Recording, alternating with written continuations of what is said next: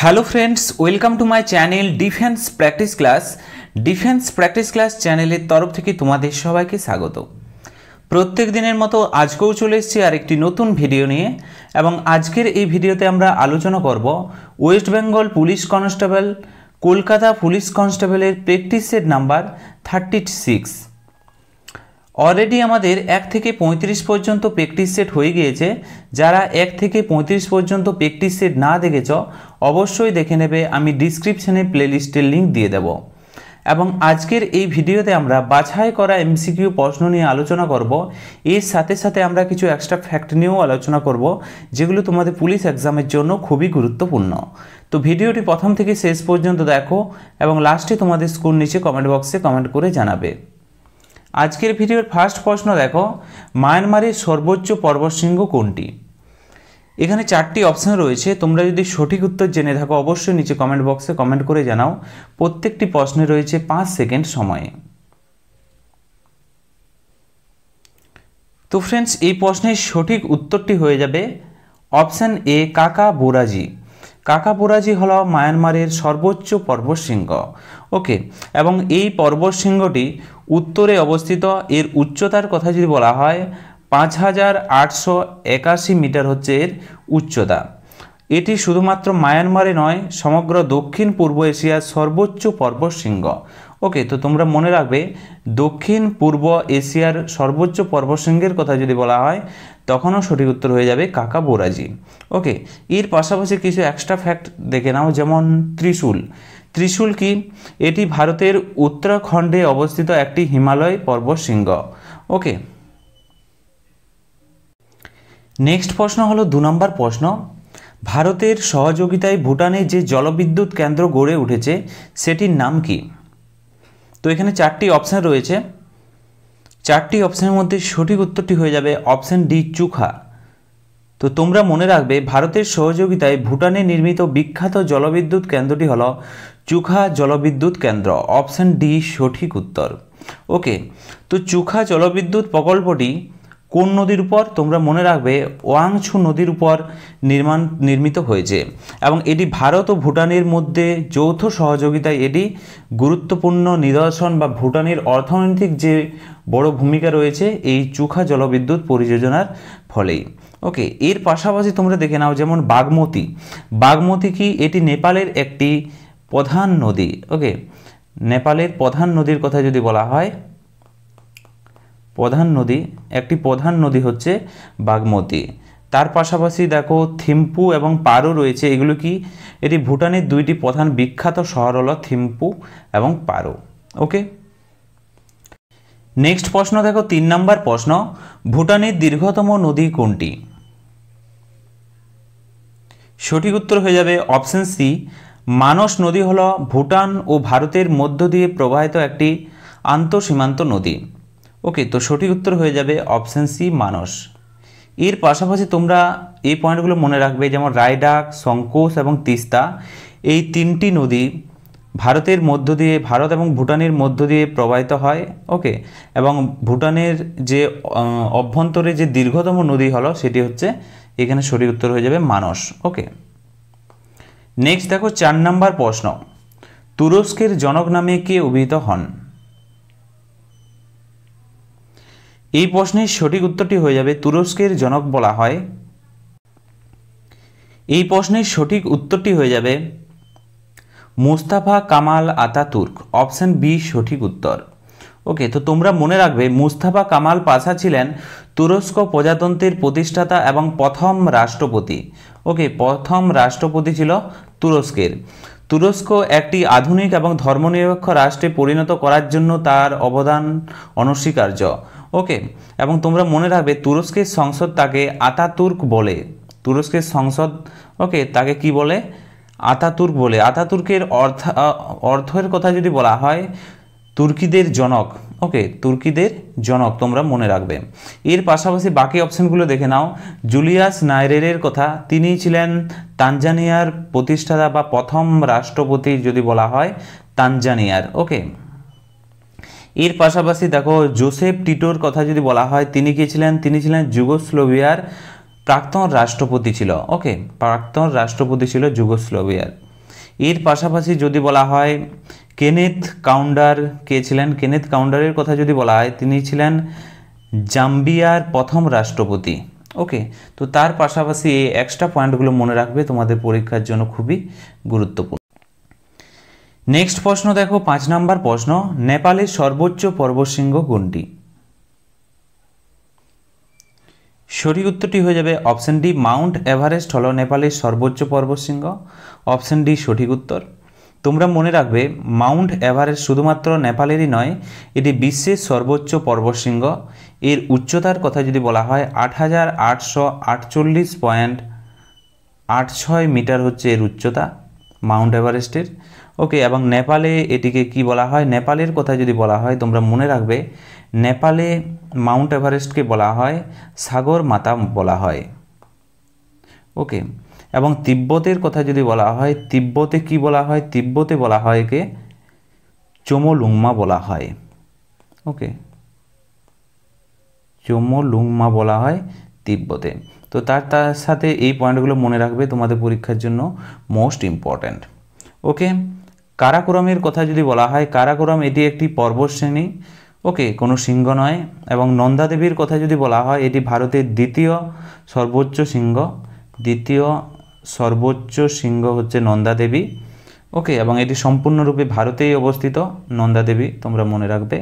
এবং কাঞ্চনজঙ্ঘার কথা যদি বলা হয় এটি বিশ্বের তৃতীয় শৃঙ্গ, বিশ্বের তৃতীয় শৃঙ্গের কথা যদি বলা হয় কাঞ্চনজঙ্ঘা, এটি নেপাল ও ভারতের সিকিম সীমান্তে অবস্থিত। নেক্সট প্রশ্ন দেখো, 6 নম্বর প্রশ্ন, তিব্বত, নেপাল, ভুটান এবং পশ্চিমবঙ্গের সীমানা বরাবর কোন রাজ্য রয়েছে? এই 4টি সীমানার সংযোগস্থলে রয়েছে, সঠিক উত্তর হয়ে যাবে সিকিম। অপশন ডি সঠিক উত্তর। ওকে, সিকিম রাজ্যটি অবস্থিত।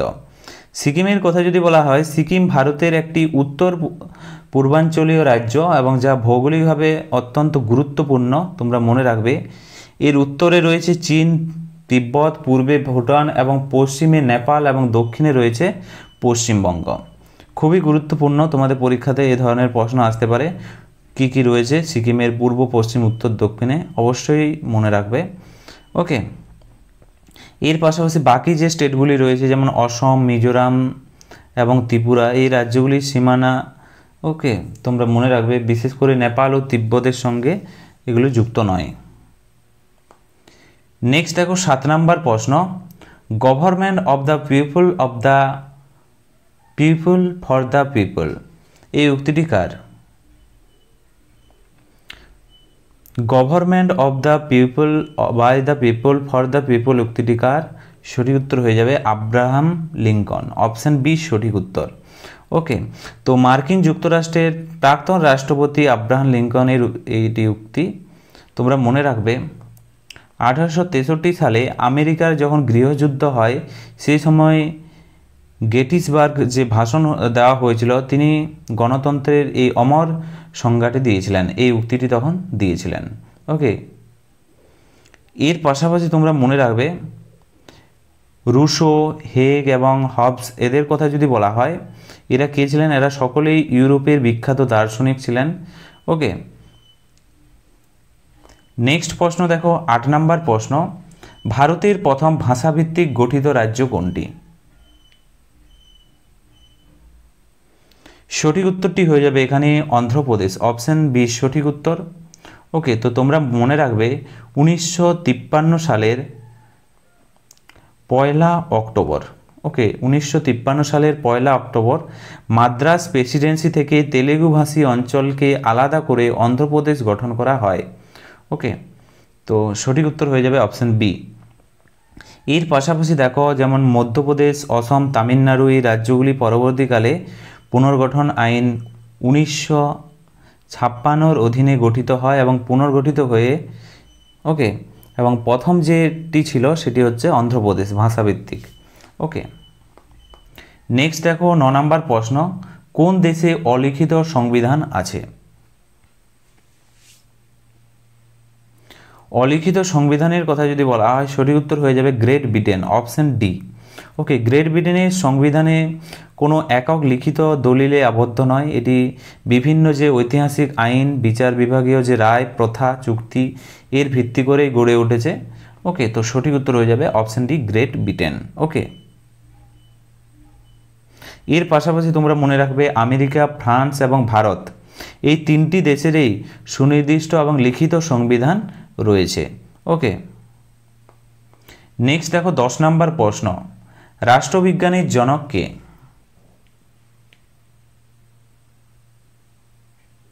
তো এই প্রশ্নের সঠিক উত্তর হয়ে যাবে এরিস্টটল। অপশন বি সঠিক উত্তর। অপশন বি সঠিক উত্তর। গ্রিক দার্শনিক এরিস্টটল রাষ্ট্রবিজ্ঞানের জনক বলা হয় তাকে। ওকে, রাষ্ট্র, সরকার এবং নাগরিকত্ব নিয়ে তার সুসংবদ্ধ এবং লেখার জন্য তাকে এই সম্মান দেওয়া হয়েছে। ওকে, এবং তার লেখার কথা যদি বলা হয়, একটি গ্রন্থ রয়েছে তোমাদের পরীক্ষাতে আসে, পলিটিক্স। ওকে, পলিটিক্স এই গ্রন্থটি হচ্ছে তার গুরুত্বপূর্ণ একটি বই, তোমরা মনে রাখবে তোমাদের পরীক্ষাতে আসতে পারে। এর পাশাপাশি তোমরা মনে রাখবে প্লেটো, তিনি কে ছিলেন? তিনি ছিলেন এরিস্টটলের গুরু এবং একজন প্রভাবশালী দার্শনিক। ওকে, তো এরিস্টটলের গুরু ছিলেন, তোমরা মনে রাখবে, প্লেটো। এর পাশাপাশি মার্কস এবং মিলনের এদের কথা যদি বলা হয়, এরা আধুনিক যুগের প্রভাবশালী রাজনৈতিক দার্শনিক ছিলেন। ওকে, এই দুইজন ব্যক্তি। নেক্সট দেখো 11 নম্বর প্রশ্ন, নিম্নলিখিত কোন রাষ্ট্রের রাজধানী হ্যানয়? খুবই গুরুত্বপূর্ণ, হ্যানয় কার রাজধানী? সঠিক উত্তর হয়ে যাবে প্রশ্নের ভিয়েতনাম। অপশন ডি সঠিক উত্তর। বিভিন্ন দেশের যে রাজধানী, পার্লামেন্ট, ওকে, এবং সেখানকার মুদ্রার কী নাম, এ ধরনের প্রশ্ন তোমাদের পরীক্ষাতে আসে। তোমরা যদি নিচে কমেন্ট বক্সে কমেন্ট করে জানাও, আমি একটি স্পেশাল ভিডিও বানিয়ে দেবো তোমাদের জন্য, যেটা খুবই গুরুত্বপূর্ণ।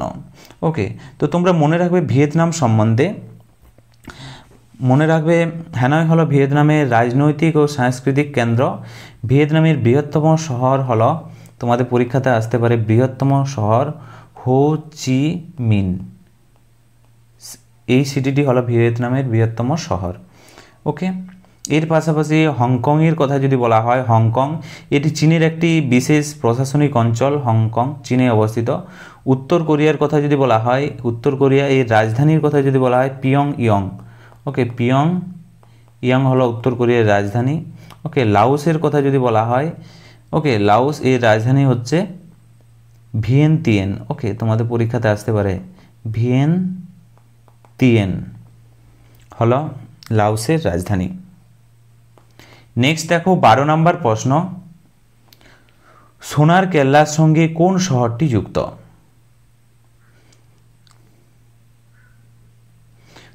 তো এই প্রশ্নের সঠিক উত্তরটি হয়ে যাবে জয়সলমের।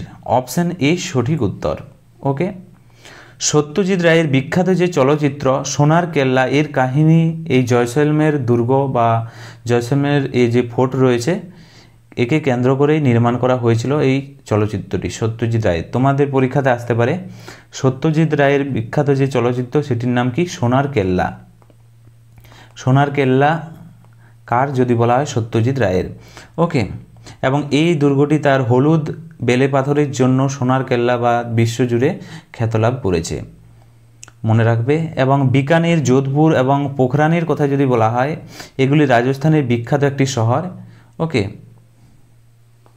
নেক্সট দেখো 13 নম্বর প্রশ্ন, অজন্তা এবং ইলোরা গুহাচিত্র কোন প্রদেশে অবস্থিত? এই প্রশ্নের সঠিক উত্তর হয়ে যাবে মহারাষ্ট্রে অবস্থিত, মহারাষ্ট্রের ঔরঙ্গাবাদে অবস্থিত। ওকে, এবং এগুলি তাদের স্থাপত্য, ভাস্কর্য এবং জন্য বিখ্যাত, এবং ইউনেস্কো বিশ্বে এটি স্থান পেয়েছে, অজন্তা গুহা এবং ইলোরা গুহা। ওকে, এর পাশাপাশি মধ্যপ্রদেশ রাজ্য, বিহার, পশ্চিমবঙ্গ এই রাজ্যগুলি খুবই গুরুত্বপূর্ণ স্থান। ওকে, মধ্যপ্রদেশের কথা যদি বলা হয়, মধ্যপ্রদেশে সবচেয়ে এমপিতে রয়েছে বাঘ। ওকে, বাঘ সবচেয়ে বেশি লক্ষ্য করা যায়। ওকে, মধ্যপ্রদেশের কথা যদি বলা হয়, মধ্যপ্রদেশের ভোপাল গ্যাস দুর্ঘটনা হয়েছিল 1984-তে। ওকে, এর পাশাপাশি বিহারের কথা যদি বলা হয়, বৌদ্ধগয়া কোথায় অবস্থিত? বিহারে অবস্থিত। ওকে, পশ্চিমবঙ্গের কথা যদি বলা হয়, পশ্চিমবঙ্গকে প্রাসাদ নগরী কাকে বলা হয়? পশ্চিমবঙ্গকেই বলা হয়। ওকে, পশ্চিমবঙ্গের কলকাতা শহরটি কোন নদীর তীরে অবস্থিত? হুগলি নদীর তীরে অবস্থিত। এই ধরনের প্রশ্ন তোমাদের পরীক্ষাতে আসতে পারে। নেক্সট দেখো 14 নম্বর প্রশ্ন, শ্রী অরবিন্দের যোগ সাধনার সঙ্গে কোন শহরটি সংযুক্ত? সঠিক উত্তরটি হয়ে যাবে অপশান বি, পুদুচেরি। তোমরা মনে রাখবে পুদুচেরি বর্তমানের কথা যদি বলা হয় পন্ডিচেরি নাম। ওকে, এবং ভারতের দার্শনিক ও স্বাধীনতা সংগ্রামী শ্রী অরবিন্দ তার জীবনের শেষ ভাগ পুদুচেরিতেই অতিবাহিত করেছিলেন।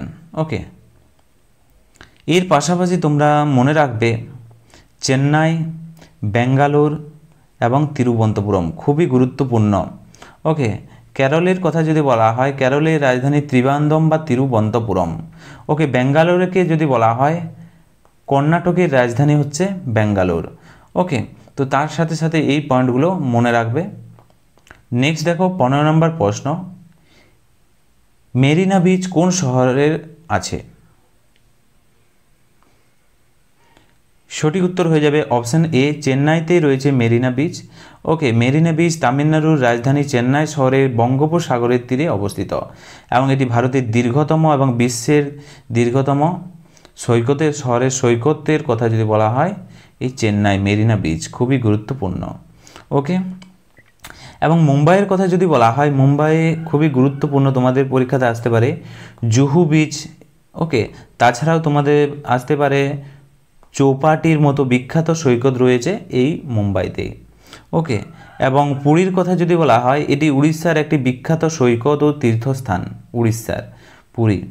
ওকে, এবং গোয়ালিয়রের কথা যদি বলা হয় এটি কোথায় অবস্থিত? গোয়ালিয়র মধ্যপ্রদেশ রাজ্যে অবস্থিত। ওকে, নেক্সট দেখো 16 নম্বর প্রশ্ন, ভারতের একমাত্র মহিলা মুখ্য নির্বাচন কমিশনার কে? খুবই গুরুত্বপূর্ণ, ভারতের একমাত্র মহিলা মুখ্য নির্বাচন কমিশনার। রাইট অ্যান্সার হয়ে যাবে অপশান এ, শ্রীমতী রমা দেবী।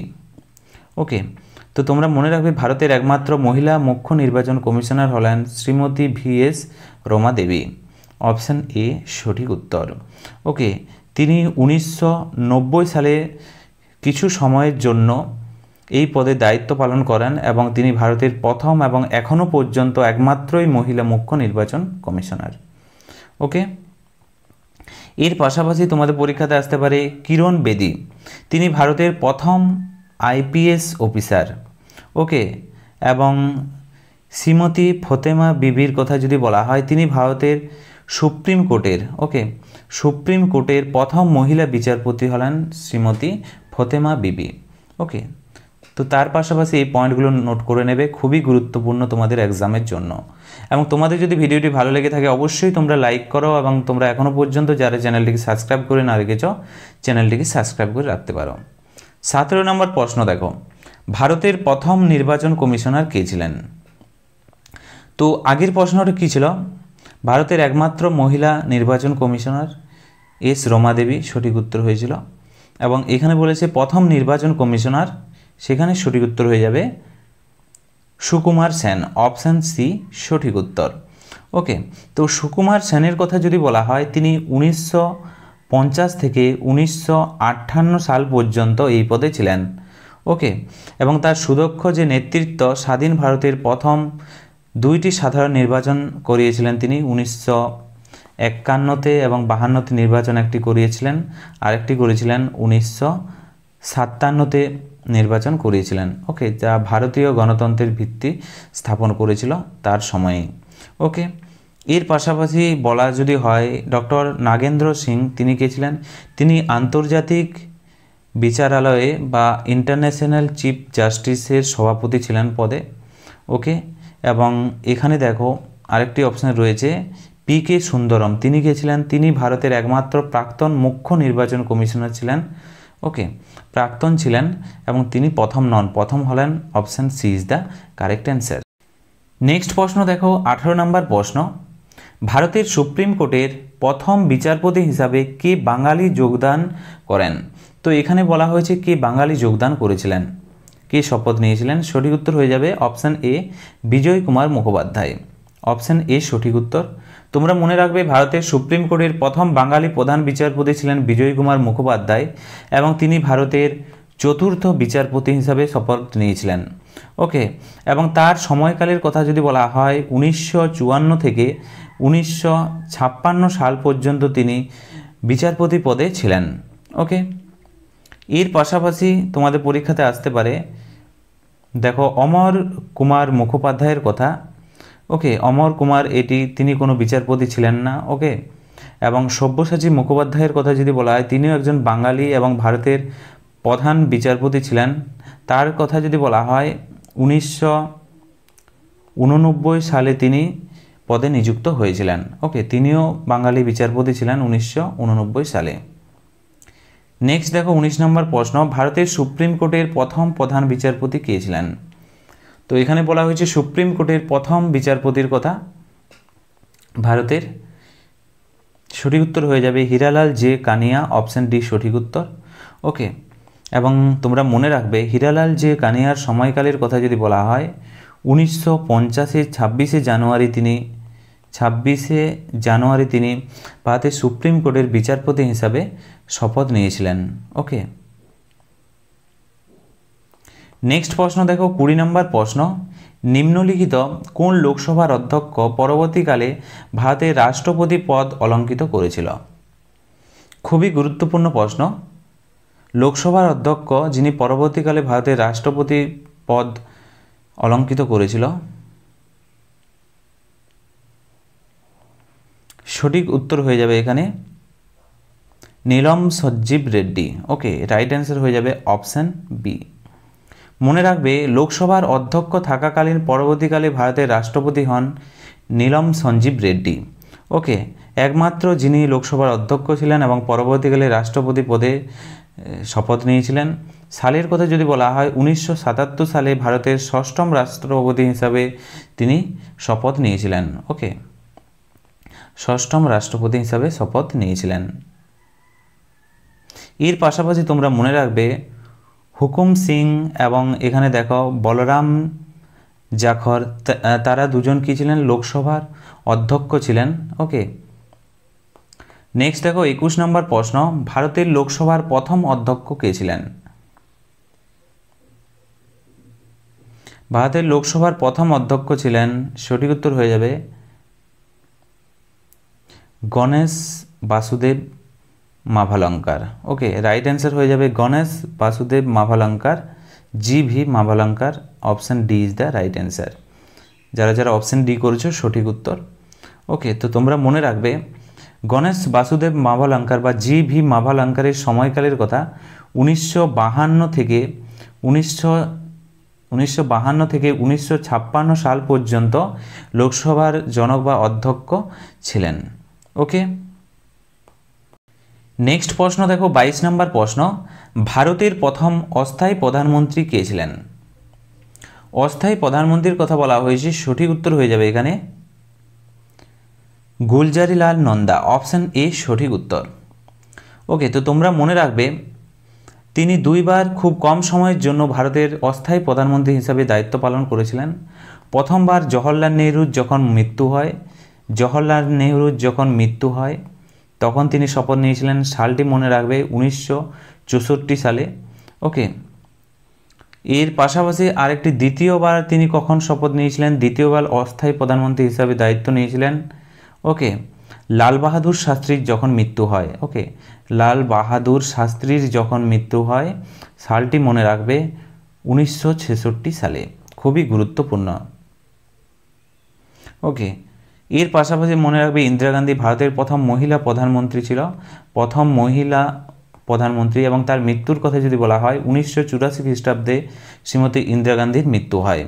ওকে, এবং চরণ সিং এবং রাজীব গান্ধীর কথা যদি বলা হয় এরা পূর্ণ সময়ের জন্য প্রধানমন্ত্রী ছিলেন। নেক্সট দেখো 23 নম্বর প্রশ্ন, নিম্নলিখিত কোন রাষ্ট্রপতি পরবর্তীকালে রাষ্ট্রপতির পদ অলঙ্কিত করেননি?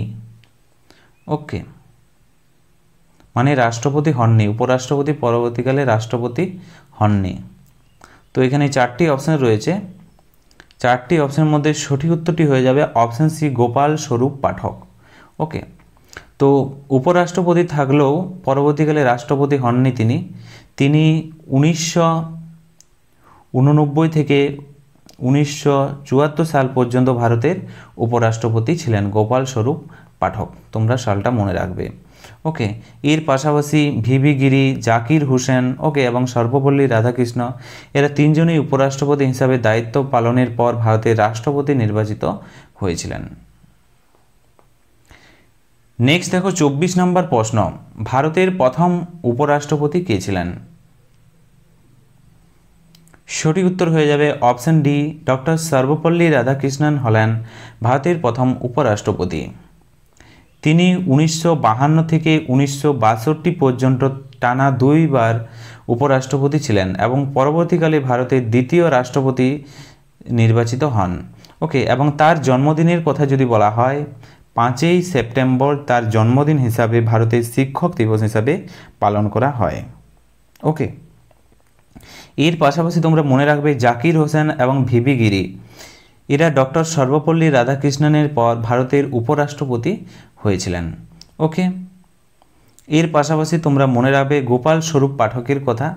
ওকে, তিনি ভিভি গিরির পর উপরাষ্ট্রপতি হয়েছিলেন, মানে ভিভি গিরির পর হয়েছিলেন উপরাষ্ট্রপতি। নেক্সট দেখো 25 নম্বর প্রশ্ন, ভারতের প্রথম অস্থায়ী রাষ্ট্রপতি কে ছিলেন?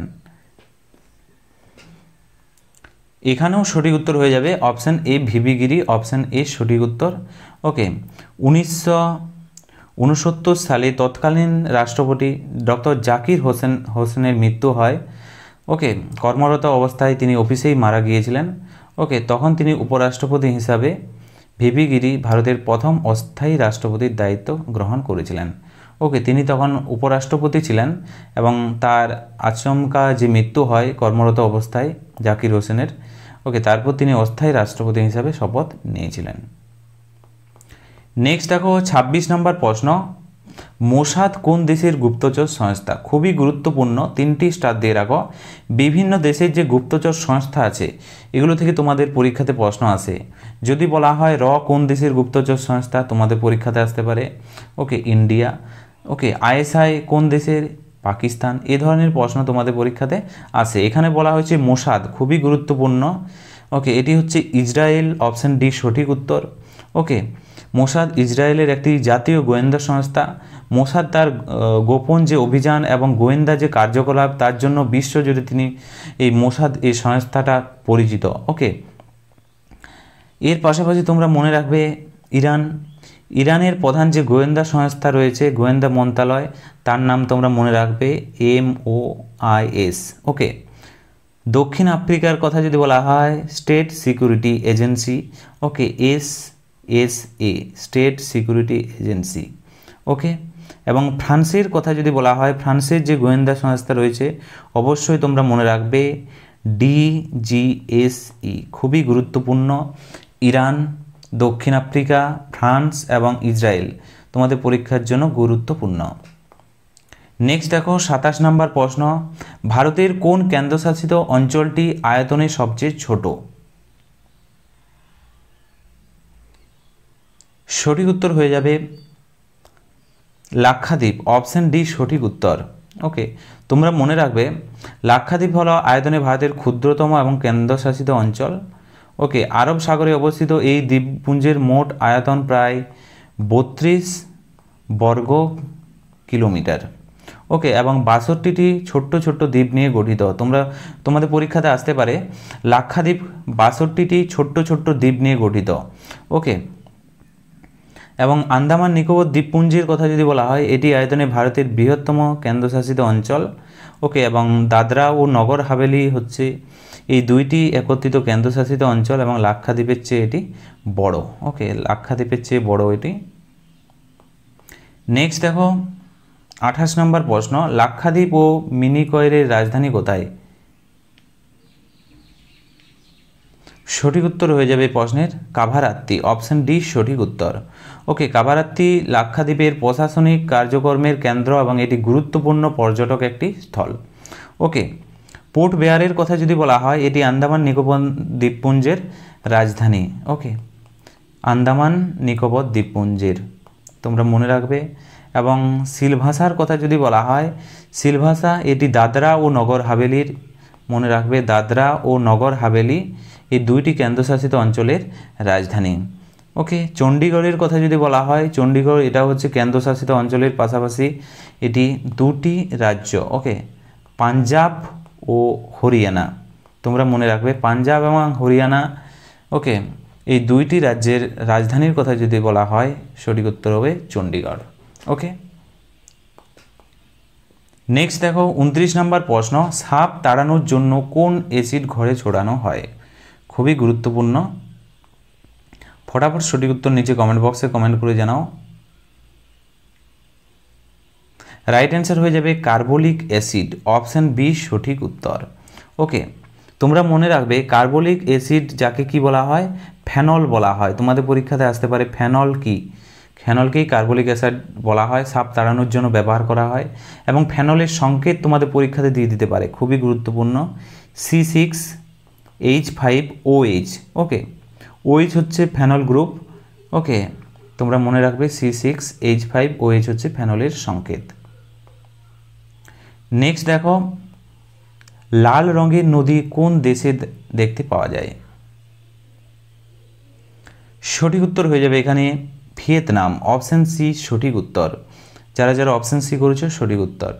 এর পাশাপাশি নিচে তোমরা কমেন্ট বক্সে কমেন্ট করে জানাও ভিয়েতনামের রাজধানীর কী নাম, ক্যাপিটালের কী নাম। ওকে, নিচে কমেন্ট বক্সে কমেন্ট করে জানাও।